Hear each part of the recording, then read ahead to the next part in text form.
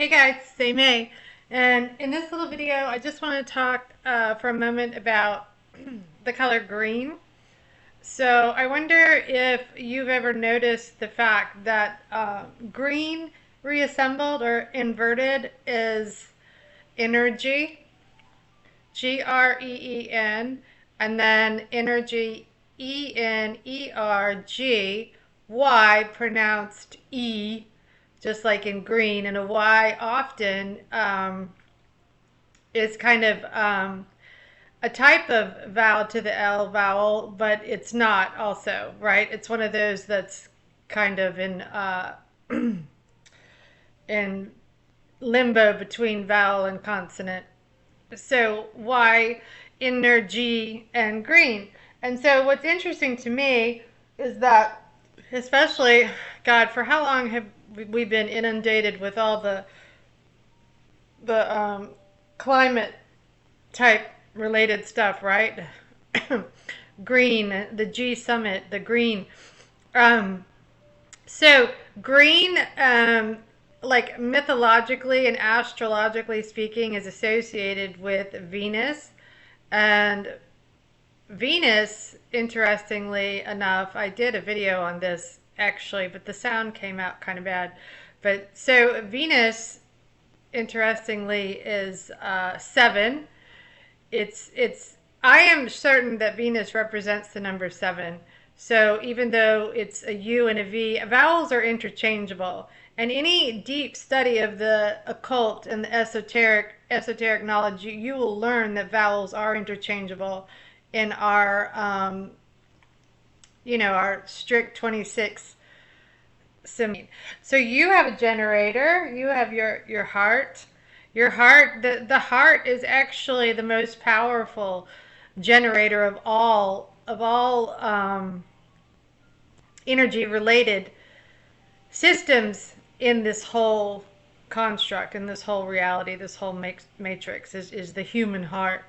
So that's like your generator, right? Your gene rater, right? Your energy, right?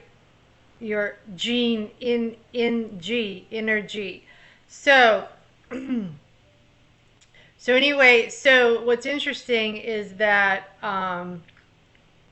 that we could say that could qualify as your energy, right? So also, I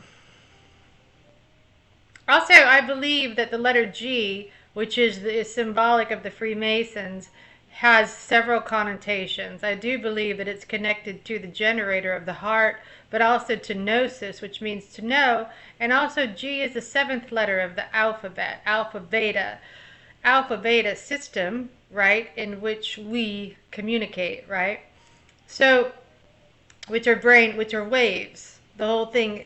And I just want to say, not to sidetrack, but I talk about this a lot, but so I don't subscribe to the idea that planets are rocks spinning in space nonsense. I mean, that's just absolutely ridiculous. How would Venus ever have remotely have any effect on you being millions of miles away? That doesn't make no sense. I mean, it's just idiotic. The whole thing, the whole idea of anyone, if you, I mean, to believe in astrology, astronomy, based on current, like NASA type status, is astronomy, astrology, and religion. Good God, you've got to wipe away all logic and reason to believe in all three of these. And that they are as you are told, which they aren't. So the luminaries, the planetary celestial bodies, just like the constellations, in which we want to activate with our consciousness and connect to etherically.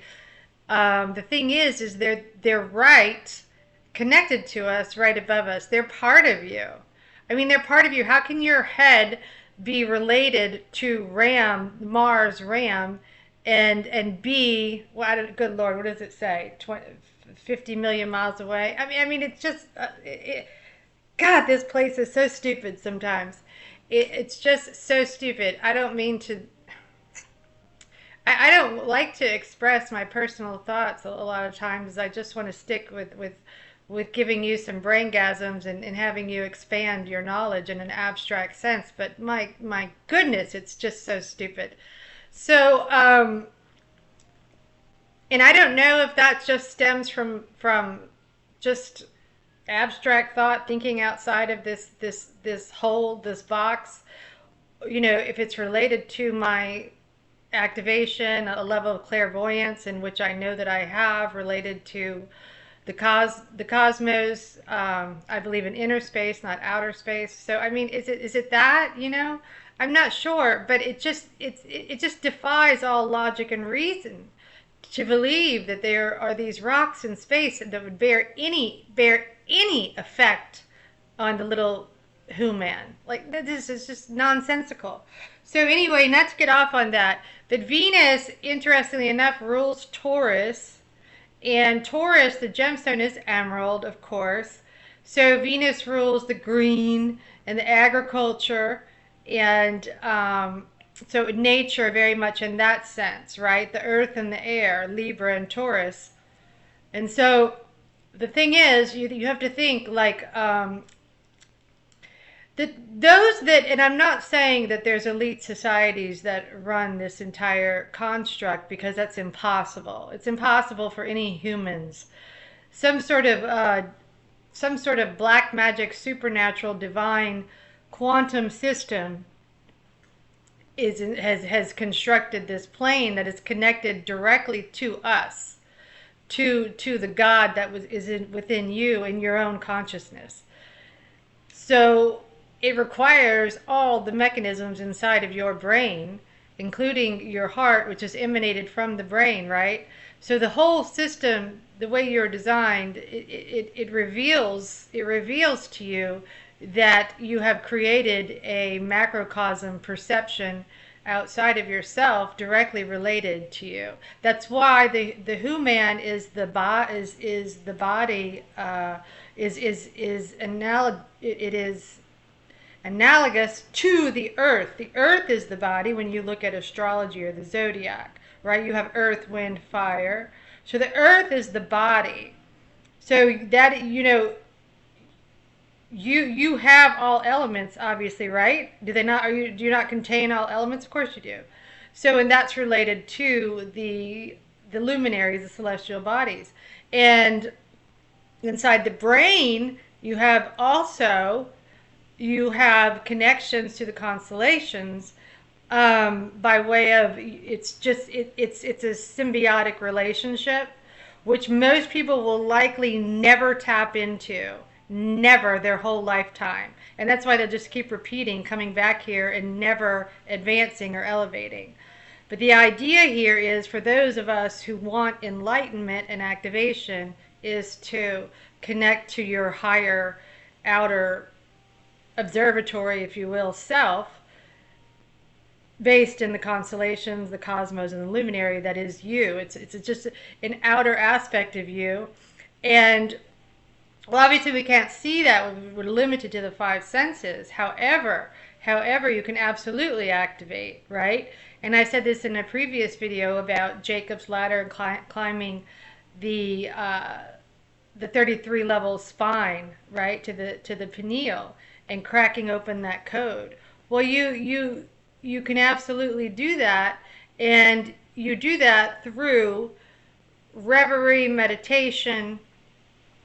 It doesn't have to be Indian style in a group, you know, nothing, just absolute devotion and thought on your part, whatever that means to you, you know, in isolation. And through creativity, automatic writing, channeling through automatic writing, pen to paper. And the thing is the more you do this, the more you realize that these waveforms are just part of you. You're just emanating it through perception. That includes the Venus, the green, which is the topic of this video, because I've thought about this for a while. So all the elites, as I was saying, who didn't create this construct, they just have knowledge. That's the only thing that they have, which we do too. So you know what I mean? They just have access to knowledge, which I believe to be from other dimensional planes. Because once you realize there's no such thing as linear time, then you know that history, you realize what a farce, which most of you probably already know, that what a farce history is, right? So let the farce be with you, right? And I just did a video on that. But the thing is they do have knowledge to for sure, to documents and records, Vatican type knowledge hidden away, and that's what the occult means, is hidden. Like the type of people that I've flown for years, I've always known that they have access to this knowledge. And that's all that occult is just hidden knowledge. That's all that it is, that we can find. And all of it? No, no. But that's where you get into accessing the higher levels of consciousness. There's no way that they would allow you I mean, through a very human sense, by investigation, have access. But you absolutely can by cracking open that pineal and that third eye. So what I find interesting is the clues we get often in books and movies, like The Wizard of Oz, the Emerald City, right? And Emerald is Venus. The green part of this movie is represented by Venus, as all deities are worshipped by the occultists, by the cult. So they're all worshipped in different ways. Hermeticism, Mercury, Mars, all of them. Saturn, of course. So here's the thing: is they push certain in a type of idolatry, in a type of worshiping. They will push certain terminology like green, right? Like energy, free energy, and all their energy stuff, right? So we can access. We have this innate ability that they try, the lower dimensional forces, that's all it is. There's nothing negative or mean or fear-based or panic or paranoia or oh my God, nothing like that. Not anything like that. There is no fear at all. And that is part of your elevation and how you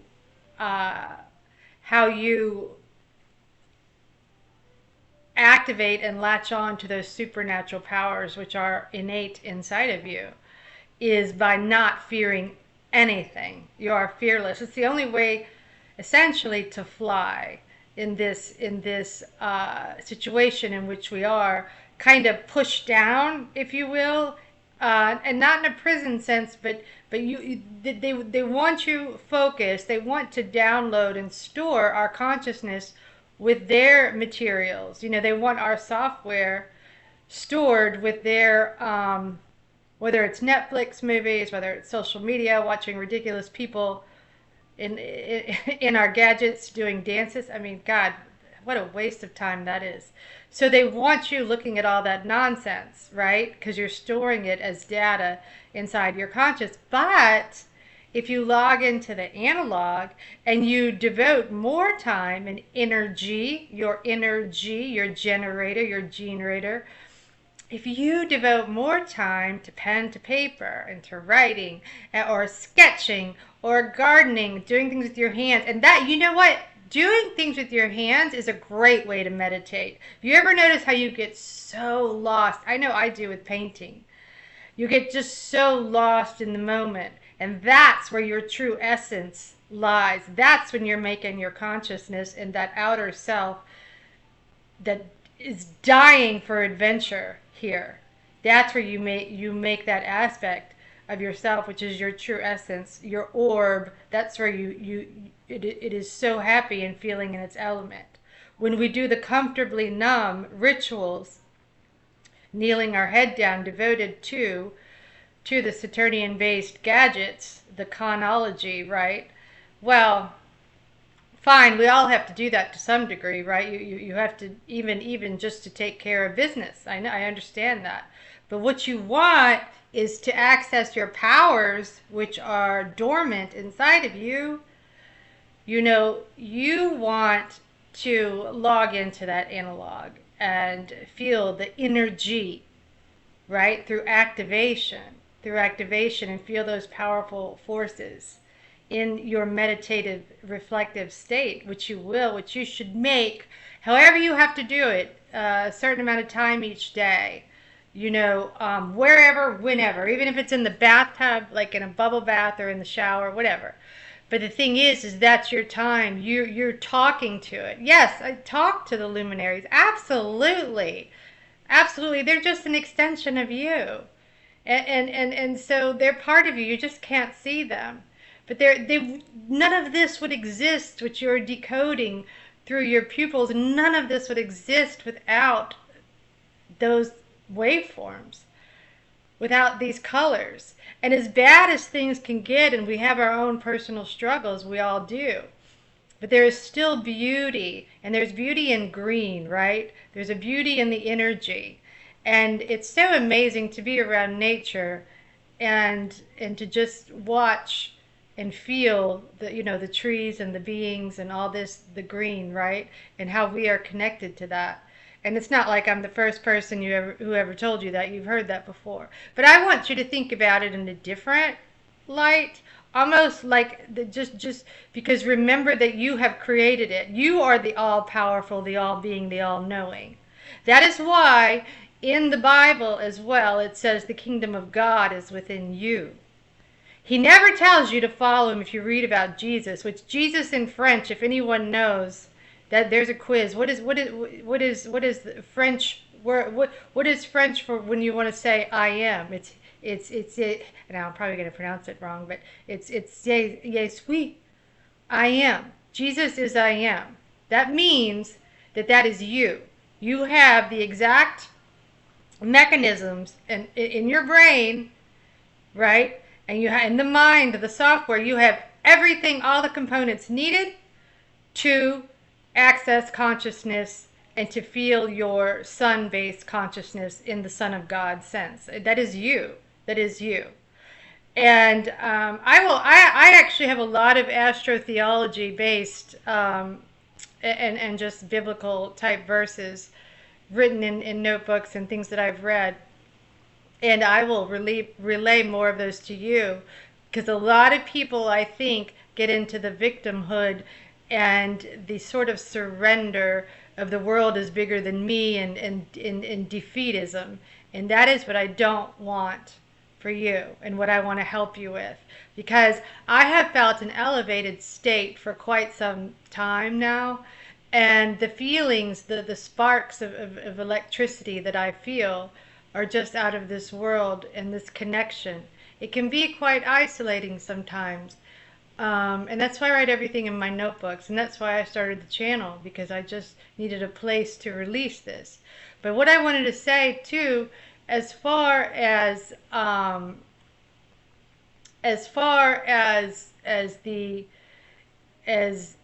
Venus and the energy that is within inside of you, you're just emanating this. So she is a part of you, and that is what the green is about. And you notice, I said this in a video and I had to take it down because the sound was too bad, but do you notice how on the can of a 7-Up, what color is it? It's green.